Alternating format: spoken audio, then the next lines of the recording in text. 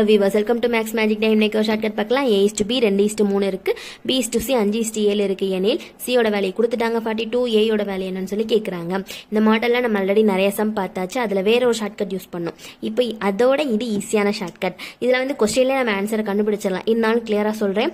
2:3 கொடுத்துருக்காங்க. நெக்ஸ்ட் என்ன 5:7 கொடுத்துருக்காங்களா. இப்போ இதுலேருந்து தான் ஏபிசியோட ஆன்சரை வந்து நம்ம கண்டுபிடிக்க போகிறோம். இப்போ இதில் வந்து சியும் ஏயும் தான் இது வந்து இருக்கு. பியோட வேல்யூ வந்து நம்ம கேட்கவே இல்லை, அதனால பியை நம்ம விட்டுருவோம்.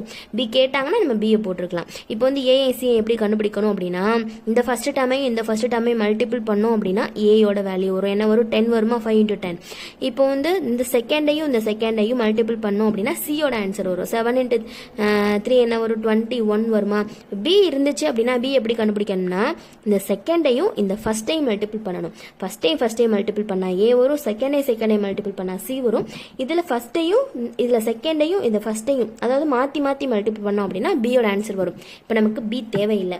இப்போ நம்ம வந்து சியோட ஆன்சர் வந்து 21 சொல்லி கண்டுபிடிச்சிட்டோம். ஆனால் இங்கே சியோட ஆன்சர் 42 இருக்கு. இந்த 21 2ஆல் மல்டிபிள் பண்ணோம் அப்படின்னா 42 வருமா? அப்போ அதே மாதிரி தானே இங்கேயும் மல்டிபிள் பண்ணணும். அப்போ 20 சொல்லி ஆன்சர் வருமா? 10 × 2 20 வரும்.